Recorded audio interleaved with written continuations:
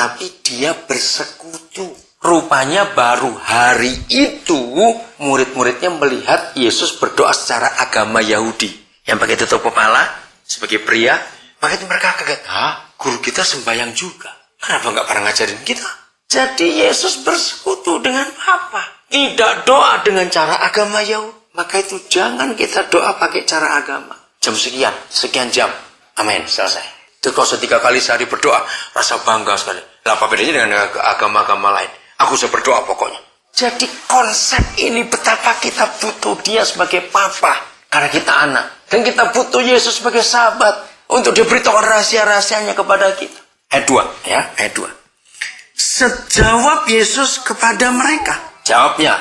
Apabila kamu berdoa, atau kalau saya pakai bahasa sehari-hari, kalian minta juga diajar berdoa, ayo aku ajari berdoa. Kalau kamu berdoa, katakan, saudara, semua agama di dunia tidak boleh menggunakan kalimat ini. Karena semua agama di dunia ini selalu ucapkanlah, kalau kamu doa ucapkanlah.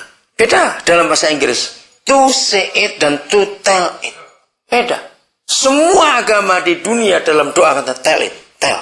Nah kata ucapkan, itu ada unsur menghafal, menirukan, atau mengulang. Tapi kalau kata say it, to say, itu spontan.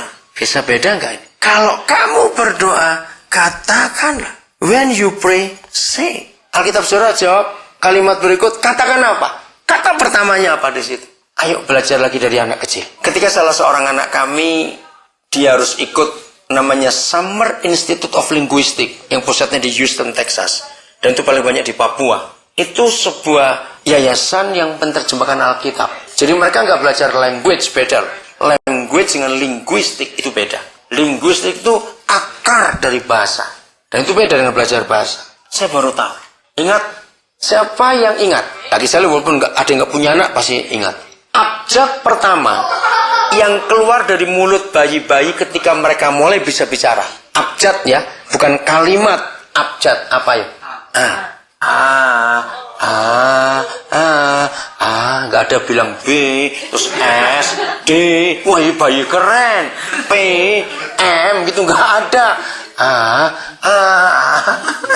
Nah, saya belajar di situ. Kenapa semua bayi harus nggak ada abjadnya, bayinya bangsa apa saja?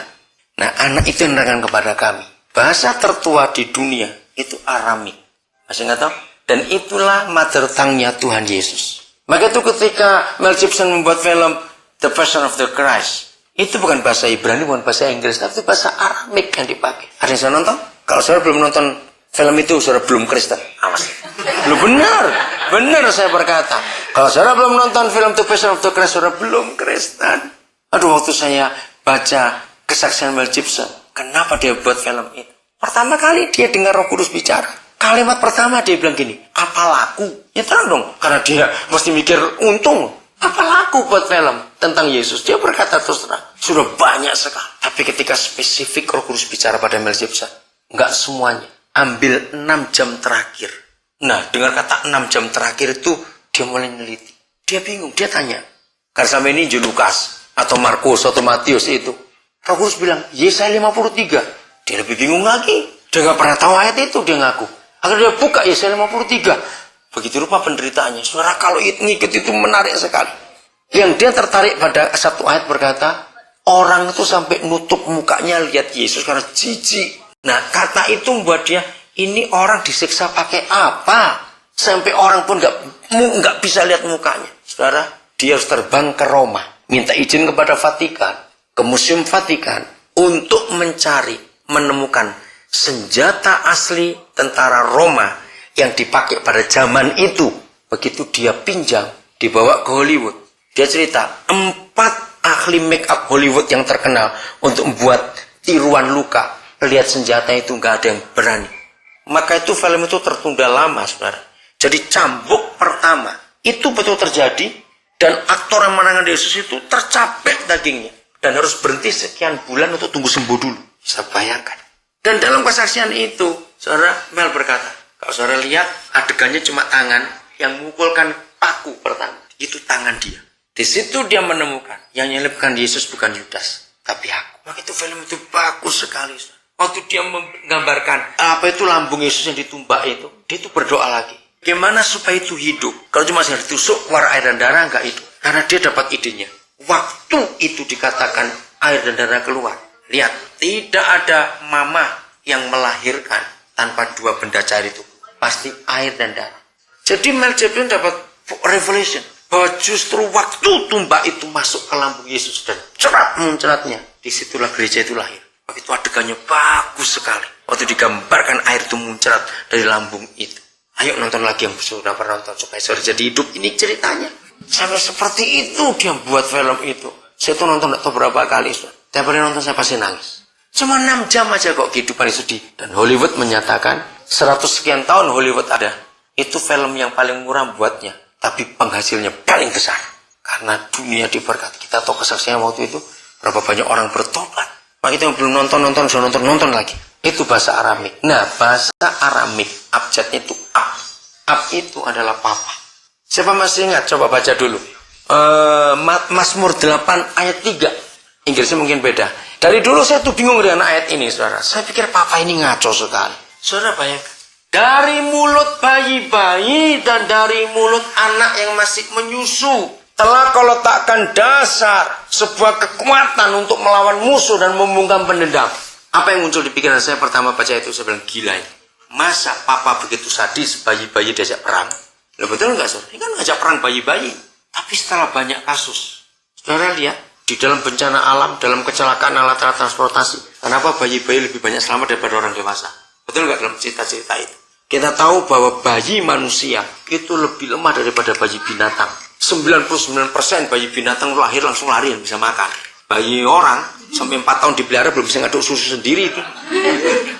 Nah, ternyata bayi itu lemah dan tidak berdaya. Jadi kalau ada mama-mama, jangan tersinggung saya ngomong ini mama-mama. Oh, dia nangis ini karena dia kencing, dia lapar. Belum tentu, itu cuma nebak-nebak. Kita nggak tahu dia ngapain. Dia cuma kira-kira aja. Anak itu ada apa kita tidak pernah tahu. Karena dia nggak bisa cerita dengan bahasa kita. Nah, di situ Mazmur 8 ayat 3 terjadi. Papa memberi senjata di mulut. Begitu mereka ada bahaya. Itu panggil papa di surga. Apabila kamu berdoa, katakanlah papa.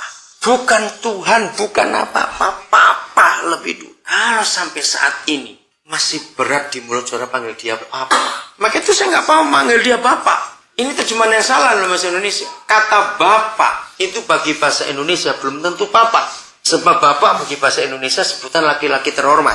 Jadi kalau ada orang laki lebih muda dari kita panggil bapak juga. Oh, itu saya panggil dia ayah atau papa. Dia memang bukan bapak. Kalau bapak kasih seperti bapak guru, bapak gubernur, bapak siapa begitu.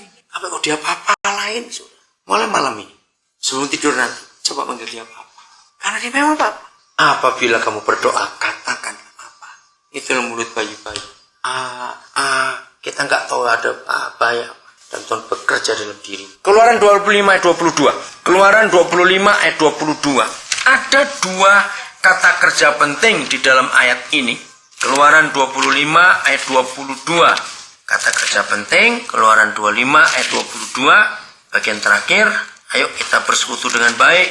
Dengan sahabat kita Yesus, dengan Bapa di surga. Dan di sanalah aku, Yahweh, akan bertemu dengan engkau. And there I will meet with you. Kata meet, bertemu. Dan dari atas tutup pendamaian itu, dari antara kedua kerub yang di atas tabut hukum itu, aku akan berbicara dengan engkau.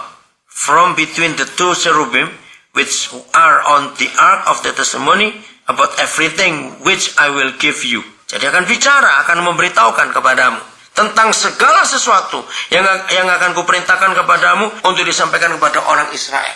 Ini zaman perjanjian lama. Perhatikan 2 kata penting.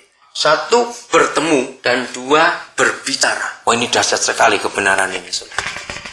Jadi papa kita di surga bukan pengangguran.